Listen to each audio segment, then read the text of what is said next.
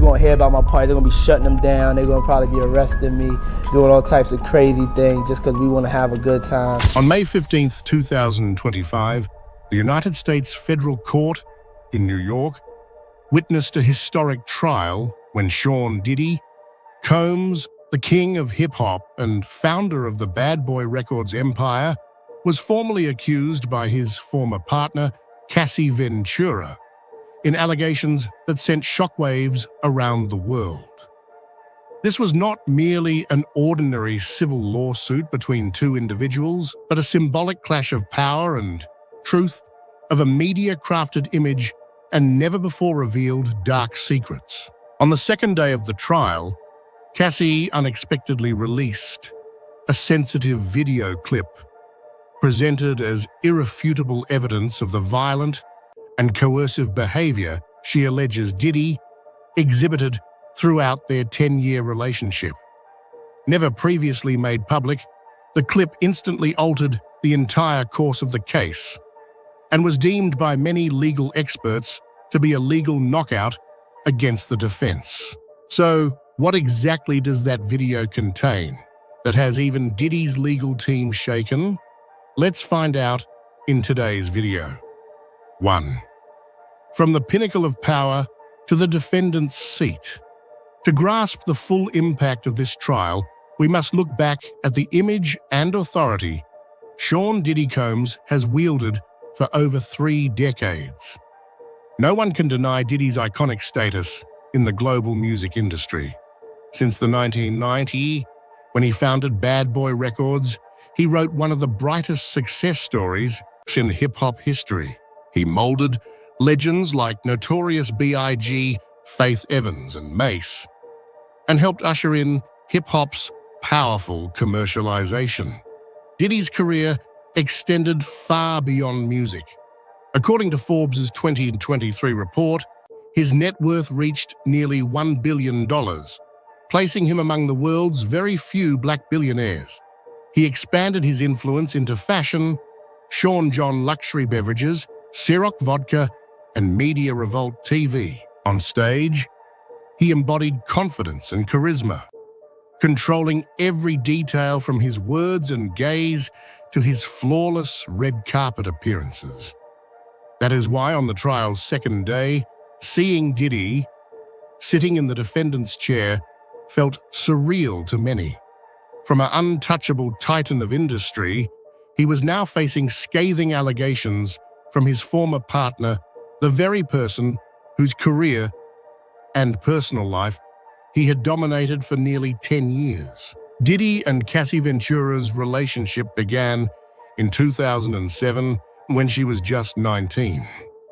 Cassie was a promising model-turned-singer whose debut hit Me and You had caught the public's attention, while Diddy was a nearly 40-year-old man with a vast empire.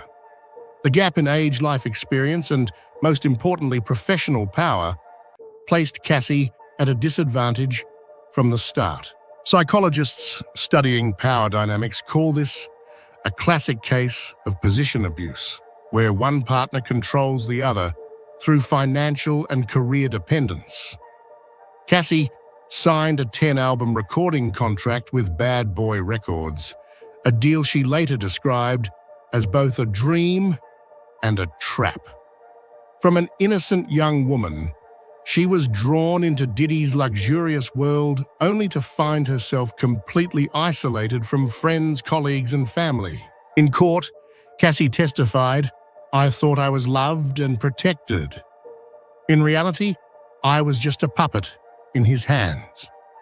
In the early years of their relationship, Diddy and Cassie were Hollywood's golden couple. They attended events together, shot joint brand campaigns, and graced the covers of top fashion magazines like Vogue and GQ. But according to Cassie's testimony, those glittering moments were a facade masking the brutal reality she endured. Reporters from the Associated Press and Reuters noted a stark transformation in Diddy during that day's proceedings.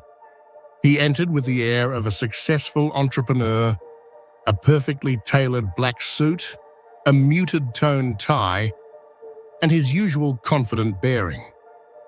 Yet, just hours after Cassie began her testimony, that composure evaporated.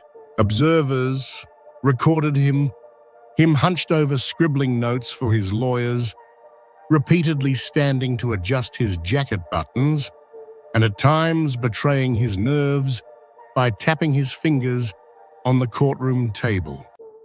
For media analysts, this was the textbook public persona collapse, an individual accustomed to controlling every aspect of his life, now forced to sit quietly and listen as his darkest secrets were laid bare before a global audience. Diddy, who once confidently negotiated seven-figure deals with international brands and created countless cultural milestones, found himself in the most passive position of his 30-year career. All he could do was lean on his formidable legal team to salvage the situation. But as Cassie prepared to demand the screening of the sensitive video clip, everyone sensed the extreme anxiety radiating from Diddy. For the first time in 3 decades, he realized there were things he could not control: the truth. Cassie's shocking testimony, exposing the truth behind the glitz. When Cassie Ventura took the witness stand on the second day of the trial, the entire courtroom fell silent. Tall and graceful, yet visibly pregnant, she wore a simple brown dress and never once looked in Diddy's direction. Reporters noted that Diddy had completely lost his usual confidence, his face tense as he repeatedly adjusted his tie and shirt cuffs in a psychological defensive tic. Cassie began her testimony by transporting the jury and everyone present back to that fateful moment in 2007. She was just 19 then, fresh off the catwalk, taking her first tentative steps in the music industry, full of ambitions to become a true singer. She described herself as a young dreamer who believed in the entertainment industry's promise of good things. But the man she met, Sean Diddy Combs, was not only a music star, but a living empire wielding power and money. By then, Diddy was nearly 40 head of Bad Boy Records, owner of a $100 million liquor brand, and a name feared and respected throughout entertainment. In a calm yet weighty voice, Cassie recounted, "The moment I entered his world, it was like stepping into a gilded cage." According to her, from the very beginning, the huge gap in power, status, experience, and age created the perfect environment for psychological manipulation to take hold. Psychologists who study power and control, such as Dr. Alana Fisher of NYU, analyzed this phenomenon immediately following Cassie's hearing. Speaking to NBC News, Dr. Fisher said, "The Cassie Diddy case is a textbook example of an unbalanced power relationship. The victim's initial admiration is exploited to establish a control loop that the victim doesn't even recognize until it's far too late." Cassie testified that it didn't take long for the relationship's dark side to emerge. "Right after we started dating, Diddy demanded that I report my entire daily schedule, who I met, where I went, even the content of my conversations." She continued, "If I didn't answer his call immediately, or if I replied to a text even a few minutes late, he would fly into a rage, screaming on the phone and threatening to end my entire career." Behavioral experts confirm that this is a classic form of coercive control, an extremely dangerous but often unrecognized form of psychological abuse. Cassie became increasingly isolated from her network of friends and family. Dr. Samantha Green of Harvard Medical School explained on 60 Minutes, victims of coercive control gradually lose the ability to maintain healthy personal boundaries, coming to believe that 24/7 surveillance is an expression of love instead of abuse. Cassie also revealed a shocking allegation that sent chills through both the public and legal experts. Diddy had secretly installed tracking software on her personal phone. Within minutes of my arriving anywhere, he knew exactly where I was and even who I was with. Prosecutors' records show the spyware collected call logs, GPS location data messages, and other private information that Cassie was unaware of. Security experts describe this as a severe invasion of privacy that could be criminally prosecuted if the motive for its use is proven. Not content with just personal surveillance, Diddy was also accused of repeatedly interfering with Cassie's music career. She testified that he continually ordered her to refuse collaborations with other artists he deemed potential threats to his power. Whenever he sensed I was about to work with or grow close to someone beyond his control, he would immediately demand I cut ties and sometimes even threaten to destroy my career if I didn't comply. Cassie tearfully recounted. Legal analysts say this amounts to obstruction of career development, a key charge in the indictment demonstrating Diddy's systematic and intentional abuse of power over Cassie for years. The courtroom was utterly silent when Cassie finished her initial testimony. A Guardian reporter described the moment as like a ticking bomb that finally exploded inside the courtroom. Everyone knew this case would be shocking, but no one imagined such cold, brutal control. Having exposed the severe psychological manipulation Diddy wielded over her, Cassie moved on to the trial's most earth-shattering accusation, the existence of so-called freak-offs. According to Cassie, Diddy coined this term to describe arranged sessions in which he forced her to have sex with another man under his direct supervision in a hotel room. With a trembling voice, she described in detail, he told me it was a power game, a personal fetish, and his way of expressing affection. Whenever I refused, he would lash out, throwing objects, smashing mirrors or closet doors, or outright threatening to ruin my career. Cassie testified that the first incident occurred in 2010, when she had just turned 21. She was taken to a high-end hotel in Los Angeles. There, Diddy hired a stranger and orchestrated everything from the lighting and room decor to the clothes she had to wear. I felt programmed. I complied because I believed if I didn't, my singing career would end immediately, Cassie choked out. The courtroom atmosphere grew so heavy, you could hear the court reporter's pencil tapping on the desk. When the prosecution asked whether she ever felt she wanted to participate in these freak-offs, Cassie, tears welling in her eyes, admitted, "Sometimes I thought I enjoyed it because it was the only time I was close to him. But now I understand it was simply the result of years of psychological abuse. I was conditioned to believe that if I didn't do it, I would lose him and lose everything." Behavioral psychologists say this is a hallmark of coercive control, where victims are manipulated to the point they can no longer distinguish genuine consent.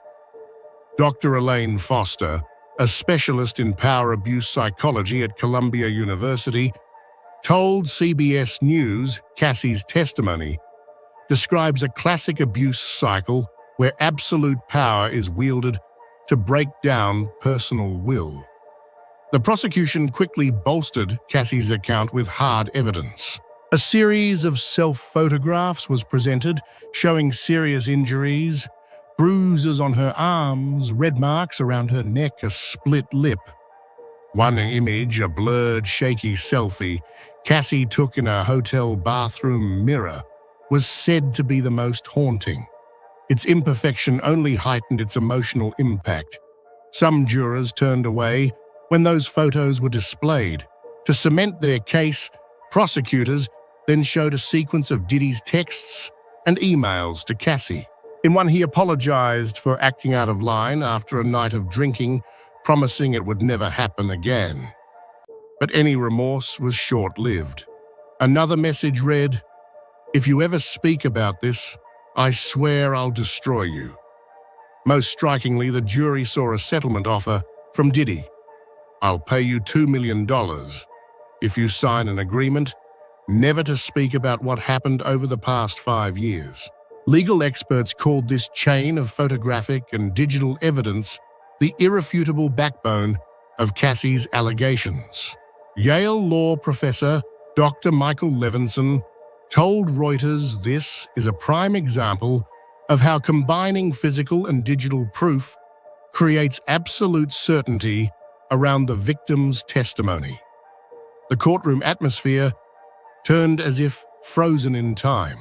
No one dared make a sound beyond the court reporter's soft tapping and Diddy's heavy breath, described by witnesses as hollow and lifeless as he stared blankly at the counsel table.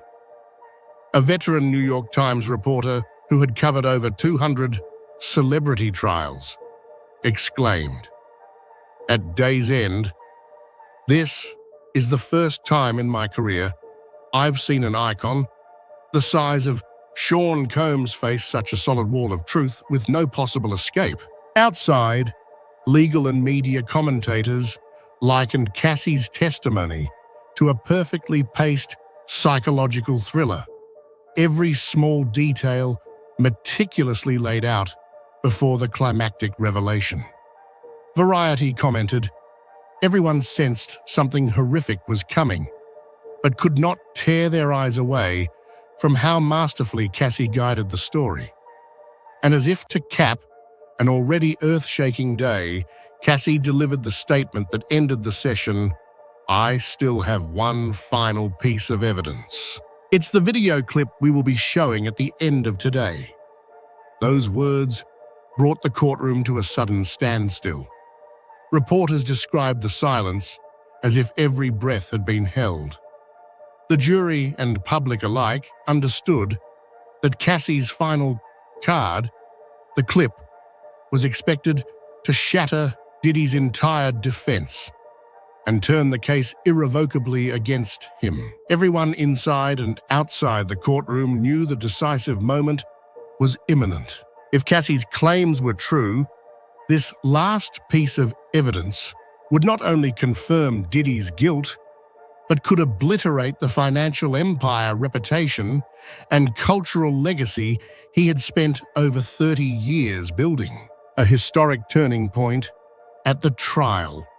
The second day of the Diddy versus Cassie Ventura trial has been dubbed by international media as the fateful day. All prior testimony, even when explosive, consisted of words, images, and messages, evidence that Diddy's lawyers could challenge on authenticity or context. But what no one expected happened late that afternoon.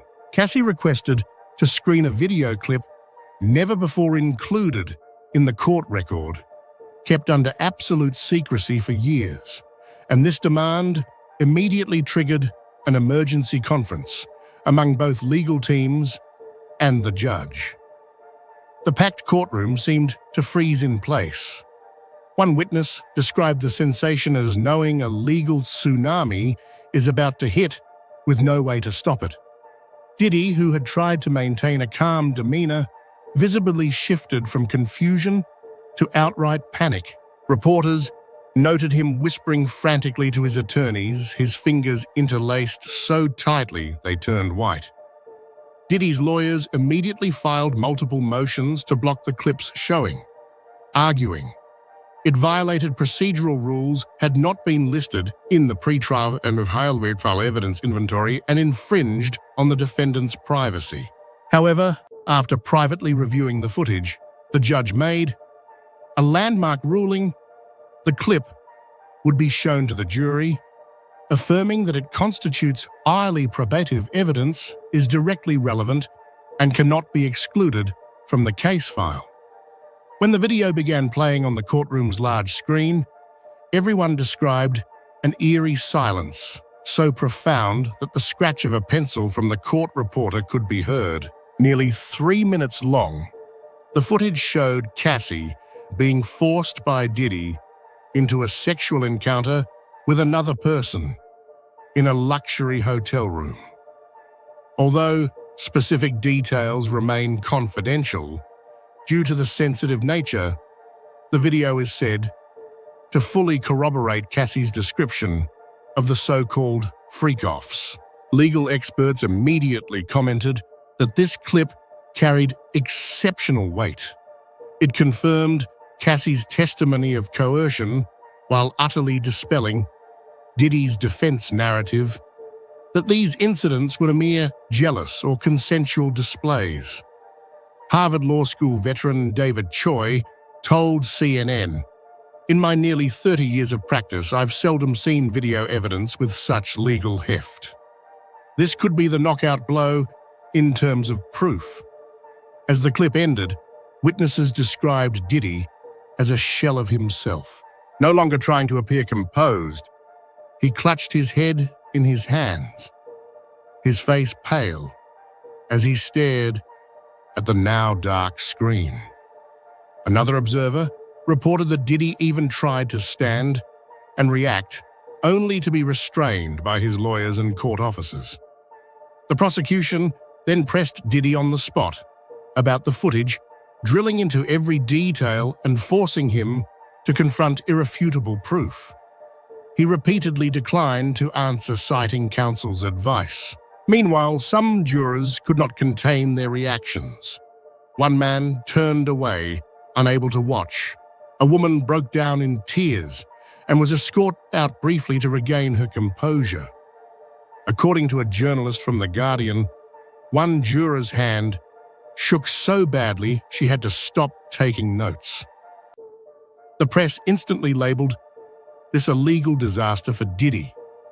What had been a fairly even contest until then tilted decisively in Cassie's and the prosecution's favor once the video was revealed. A New York Times reporter observed, "Never in the history of celebrity lawsuits has a single video had such an impact. This is an irreversible turning point." Diddy's attorneys continued to challenge the clip's admissibility, but each objection was overruled. The judge declared the video's authenticity has been verified. It provides direct, incontrovertible evidence of violations of fundamental human rights and decency. From that moment on, the courtroom atmosphere changed completely. If on day one, Diddy had entered feeling in control of every scenario, he was now a desperate defendant, virtually alone in his seat. One legal analyst remarked, "He can no longer use money, influence, or fame to hide what has been exposed. The greatest power in this courtroom no longer belongs to him." And while the world outside awaited further details of the clip, everyone present that day understood one thing: the nearly 30-year career and image Diddy painstakingly built had collapsed in those few fateful minutes.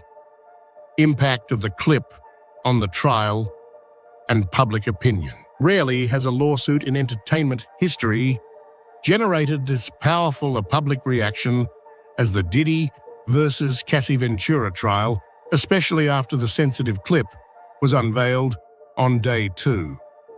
From the moment the final frame of that footage faded from the courtroom screen, its reverberations spread not only within the 4 walls of the New York federal court, but exploded across the globe at breakneck speed via social media and international news outlets. For the jury, the clip was an unprecedented shock. Reporters present that day noted that jurors' attitudes shifted instantaneously. Some actively avoided Diddy's pleading gaze. One male juror tried to remain composed, but his knuckles whitened around his pen in sheer tension. Another female juror quietly wiped away tears when the video ended. A Washington Post journalist reported that several jurors even requested a short recess to regain their composure. Eleanor Hughes, a renowned criminal law analyst at Columbia University, commented to CNN, "When direct visual evidence is shown in court, its persuasive power far exceeds any testimony or documents." That video instantly transformed Cassie from a questionable witness into an indisputable victim. On Diddy's side, the psychological impact was described as mind-shattering. Reuters photographers captured him, tapping his fingers relentlessly on the table, clenching his fists so tightly his veins stood out, and at times turning away as if unable to face reality. In one moment of loss of control, he even rose to his feet, pointed at Cassie, and shouted, "That's not the truth!" Attorneys and court officers immediately intervened, forcing him to sit and restoring order. The judge issued a stern warning, "Mr. Combs, if you cannot control yourself, you will be removed from the courtroom." Outside the courtroom, the ripple effect was fiercer than ever. Major global outlets, BBC, the New York Times, Associated Press, Reuters, along with hundreds of bloggers, celebrities, and social media users, all reported, commented, and shared the story. Within 24 hours of the clip's release, hashtags like #DiddyTrial, Cassie video evidence, and #Diddy collapse trended worldwide on Twitter, now X, amassing over 18 million mentions, according to Meltwater Social. US media uniformly dubbed it a legal knockout that left Diddy with no defense. A veteran Vanity Fair reporter wrote, "From a kingpin of entertainment who controlled every scenario, Diddy has now become the emblem of total collapse before justice and truth." The event also ignited fierce debate among fans. A small minority defended Diddy, suggesting the video might be edited or taken out of context. But most commentators and legal experts agreed that the clip's authenticity and legal impact were undeniable. Another notable side effect was that many celebrities once close to Diddy began keeping their distance. Reporters in the courtroom observed that immediately after the clip was shown, several members of Diddy's entourage, during day one, quietly exited without a word, some leaving with stunned expressions. Across media channels, brands that had partnered with Diddy, fashion labels, beverage companies, announced, "We are pausing collaboration pending the court's final ruling." This was a clear signal that not only his personal reputation, but also his strategic alliances, which had sustained his global superstar status for decades, were unraveling. A cutting comment in Rolling Stone concluded bitterly, "Diddy's empire was built on absolute control of his image and personal narrative. Yet a single clip under 3 minutes long has shattered everything he has protected for 30 years. From that point on, the trial's trajectory was irrevocably altered. What had been a balanced contest until then shifted overwhelmingly in Cassie's and the prosecution's favor, leaving virtually no doubt that Diddy would face a bitter defeat in court. Diddy's collapse. A shaken empire. Since the Diddy versus Cassie trial entered its fateful second day, with the screening of the sensitive clip, the empire Diddy painstakingly built over more than 3 decades began to crack severely. What unfolded was not merely a personal defeat in a civil courtroom, but a symbol of the collapse of one of global entertainment's most powerful personal brands. Diddy had long been renowned as a master of public image control, from the spectacular launches of his Sean John fashion line and million-dollar Hamptons parties to high-profile Ciroc vodka ad campaigns. Every move, gesture, and word was meticulously calculated to project the image of a successful, confident, powerful, and flawless man.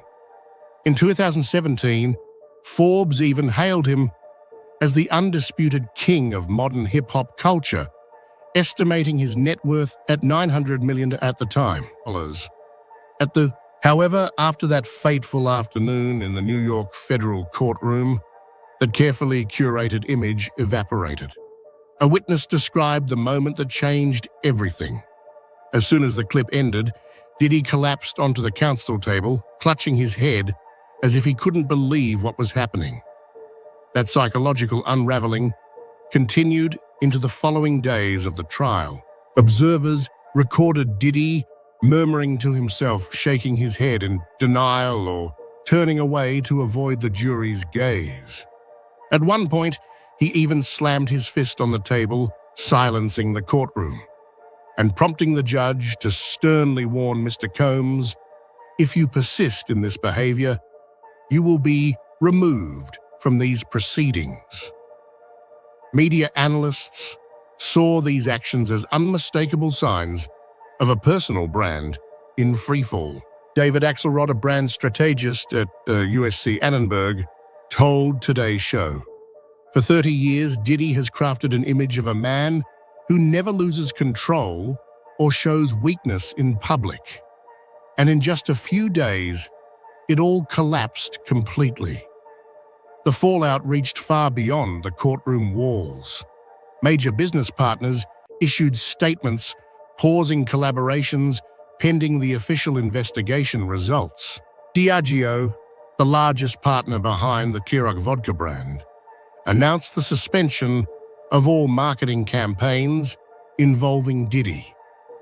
Sean John, the fashion label that once generated hundreds of millions for him, saw sales plummet sharply in the week following the video leak. Several artists who had collaborated with or owed their careers to Diddy grew silent or declined to comment when asked about the case. Internal reports cited by Reuters reveal that over 70% of Revolt TV staff the network Diddy co-founded requested the company temporarily suspend his executive role to protect its reputation. The media united in describing the episode as a black swan event for Diddy's career. Rolling Stone remarked, "Even the harshest critics could never have imagined that Diddy, once deemed invincible, would find himself in such a pitiful state." On social media, fans split into two clear camps. One side expressed profound disappointment and felt betrayed after having idolized him. The other rallied behind Cassie, praising her courage in standing up to the industry's most powerful figure. Brandwatch data shows negative mentions of Diddy surged 450% in the 3 days after the clip's release, while searches for Cassie Hero tripled. Diddy's rapid downfall became emblematic of the digital media age and call-out culture where no one, even the most powerful, can escape accountability once exposed. As veteran journalist Andrea Bernstein observed on NPR, the Diddy saga is not just the collapse of one individual. It's a wake-up call to an entire industry that anything built on power and extreme control can be destroyed by nothing more than truth and the courage of one person to speak out. Thus, the once untouchable mogul, Sean Diddy Combs, was reduced to a solitary defendant, with virtually no allies in showbiz or business. His career reputation and once celebrated financial empire had become mere shadows of themselves. The historic trial between Sean Diddy Combs and Cassie Ventura concluded with an outcome that could hardly have been otherwise after the devastating evidence presented, most notably the sensitive video that sent shockwaves around the world. Diddy, once the epitome of success, power, and control, now faces a brutal reality. His career lies in ruins, his reputation collapsed, and the cultural legacy he spent more than 30 years building stands on the verge of complete erasure.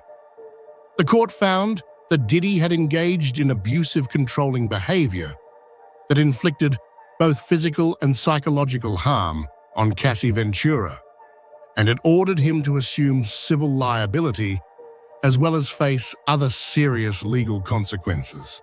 Experts agree this represents not only the greatest personal failure of Diddy's career, but also a searing wake-up call for the entire music and entertainment industry. Dr. Lisa Sanders, a researcher on power dynamics in show business at UCLA, warned immediately afterward, the Diddy case will go down in history as a paradigmatic example of how absolute power leads to absolute abuse.